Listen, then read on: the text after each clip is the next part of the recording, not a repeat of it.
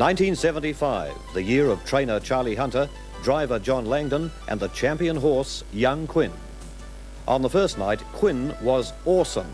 Behind him, some shocked Aussies. The 400 and just too good is still the leader. He's travelling very sweetly out in front from final decision. Young Quinn bottled up on the inside. On the outside of Young Quinn to Royal Gaze and Master Dean, they turn for home. They've got 200 to go. And it's just too good from final decision. Young Quinn looking for the split and getting it. Royal Gaze on the outside. 100 metres to go. Just too good. Young Quinn cutting him back on the outside to Royal Gaze. At the 75-metre mark, the New Zealand champion Young Quinn went to the lead. He won it nicely from just too good. Heat 6 secured Young Quinn a certain finals berth. Charlie Hunter, sadly sidelined because of a race crash earlier in the night, gave way to 27-year-old John Langdon. On the inside to Yalara. They turn for home with 200 left to go, and Young Quinn, he skips away by 2/8. Master Dean on the inside to Waybill. Hondo Patton is only battling further back to Bomberville. 100 metres left to go, and the New Zealand champion, he's out by 8 lengths, winning it easily, Young Quinn.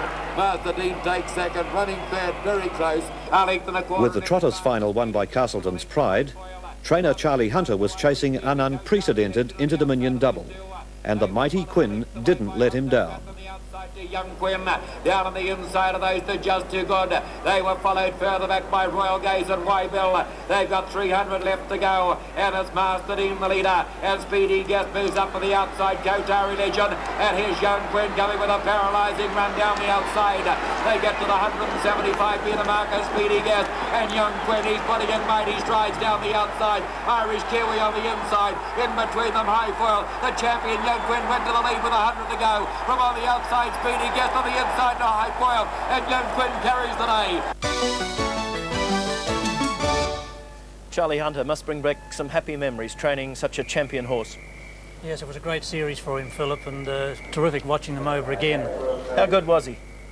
Well, that year, of course, he was tremendous. He won 19 that year out of his 22 starts in New Zealand and set all kinds of records and achieved all that anyone could hope of, really, and it was, of course, tremendous that the Interdoms are going through unbeaten.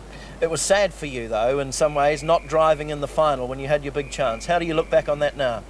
I think at the time it was quite a disappointment, but primarily I was just trying to prove that he was what he was, the best horse in New Zealand, and I was thrilled with the result and thrilled for John Langdon. He did just such a great job. How do you feel about having a place in history as the only trainer to have got the pacing and trotting double? Oh, well, it's nice, and the fact that we were the first, no one can take that from us, although there'll be others do it again, I'm sure of that. Will you ever get one like him? I would like to think so, but it's extremely doubtful, Philip. Charlie Hunter joining us here on the Interdominions 87. Thank you, Charlie. He was associated, of course, as the trainer of the great Young Quinn.